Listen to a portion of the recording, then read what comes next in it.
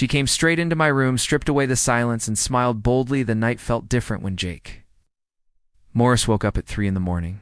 He could not explain why, but something had changed in his small apartment on the edge of the city, and the air tasted like metal and electricity combined, and when he sat up in bed, he saw her standing near his window, and she was not human. She stood 7 feet tall, with skin that shimmered between silver and deep purple, and her eyes glowed with a soft amber light that made the darkness around her seem gentle instead of threatening, and she wore something that looked like fabric but moved like liquid across her body, and Jake should have screamed or run, but he just stared because she smiled at him, and that smile held no threat, only curiosity.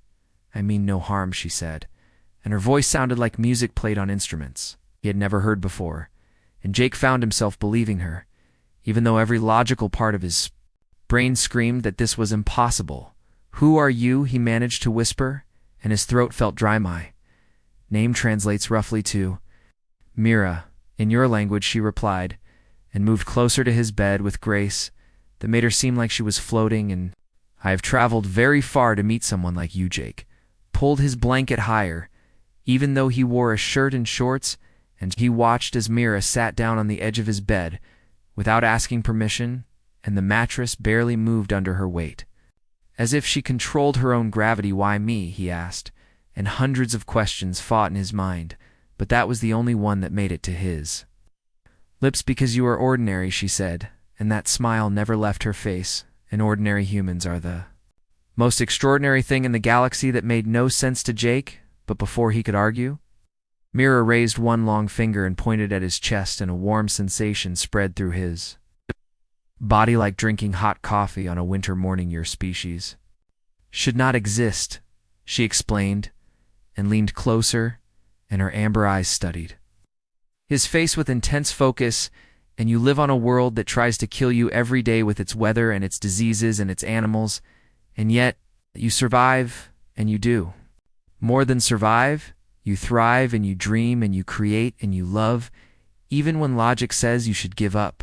Jake felt his heart beating faster, not from fear but from something else entirely, and Mira seemed to notice because her smile grew wider. "Every other species in the galaxy evolved on stable worlds," she continued, and her voice dropped lower as if sharing a secret, "and they had abundance and safety, and when they reached the stars, they did so because it was easy, but humans," and she paused and reached out to touch his hand, and her skin felt warm despite its alien appearance, "and you had to fight for everything, and that made you strong in ways others cannot understand." "But I am not strong," Jake protested, and he thought about his ordinary life, working at a bookstore and living alone and barely making rent each month. "And I am nobody special," Mira laughed, and the sound filled his room like wind chimes in a breeze. "And that is the point," she said. "And you think strength is about power or fame or wealth, but real strength is waking up every day and choosing to keep going, even when nothing promises it will get better, and every human does this, and your entire species does this, and we have watched you for so long, and we are amazed." Jake did not know what to say to that, and silence filled the room, but it was not uncomfortable, and Mira kept holding his hand, and he could feel something passing between them, and it felt like understanding. "Why are you really here?" he asked finally. "Because my people need to learn from yours," she admitted, and her amber eyes dimmed slightly with what looked like sadness. "And we have technology. It's beyond your imagination. And we have conquered death and disease and scarcity, but we have lost something important, and we no longer remember how to hope when things seem hopeless, and we do not understand how to find joy in struggle, and humans do this naturally, and we want to understand." She stood up then and walked to his window and looked out at the city lights, and Jake got out of bed and joined her, and they stood side by side, and he barely reached her shoulder in height. "Sure, people will join the galactic community soon," she said softly, "and within your lifetime, and you will meet thousands of species, and some will fear you, and some will hate you, and some will try to stop you, but many, like my people, will welcome you because you remind us of something we forgot." "What is that?" Jake asked. "How to be brave when you are small," she replied, and turned to face him again, "and how to love when the universe seems cold, and how to laugh when everything's difficult, and these are gifts. More valuable than any technology. Jake felt tears forming in his eyes, though he could not explain why, and Mira reached up and gently touched his cheek with one long finger and wiped the tear away. "Chose you specifically," she said, "and because your life has been hard, and you have known loss and pain and loneliness, but you still choose kindness when you could choose bitterness, and you still help others when you could focus only on yourself.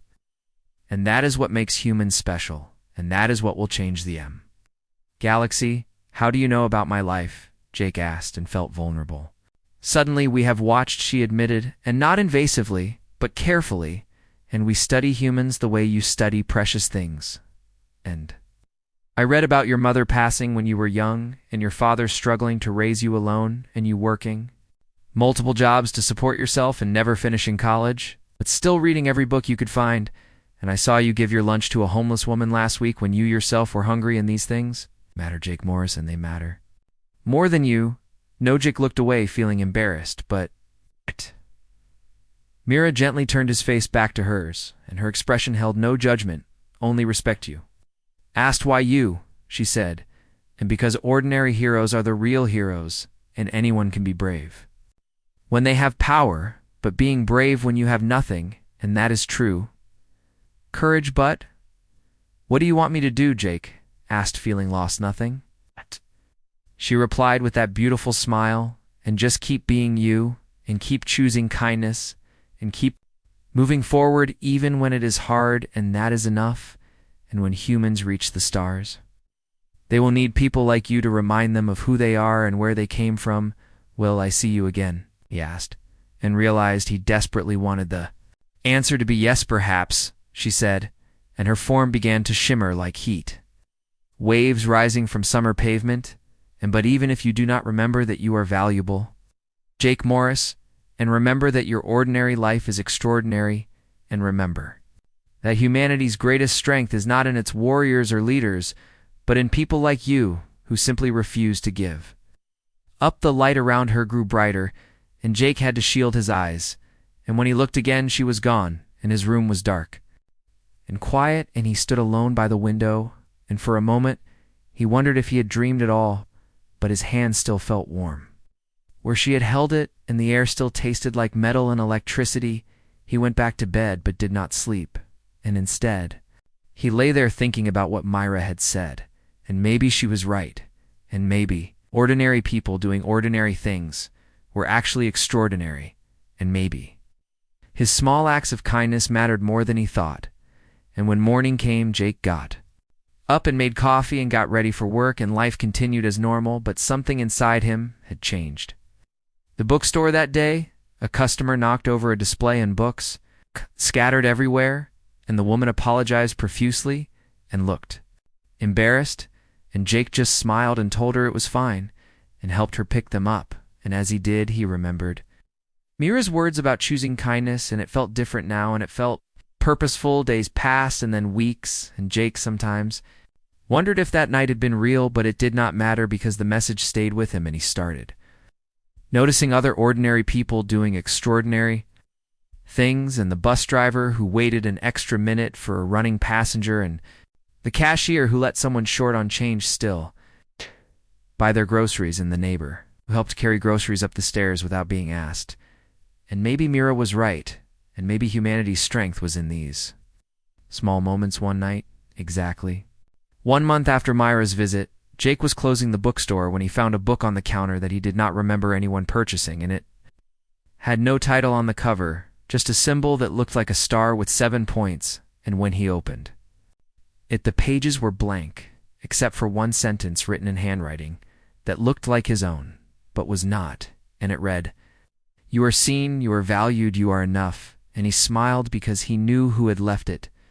Jake kept that book, and on difficult days when loneliness crept in, or bills seemed impossible, or the weight of ordinary life felt too heavy, he would open it and read that one sentence and remember that somewhere in the galaxy, an alien woman thought humanity was special because of people like him, and that knowledge made the hard days easier. Years later, when the first official contact happened and alien ships appeared over major cities and the world watched in shock and fear and wonder, Jake was not surprised, and he stood in the crowd looking up at the massive vessels, and he hoped that somewhere up there, Mira was watching, and he hoped she knew that her words had mattered and that one ordinary human had listened.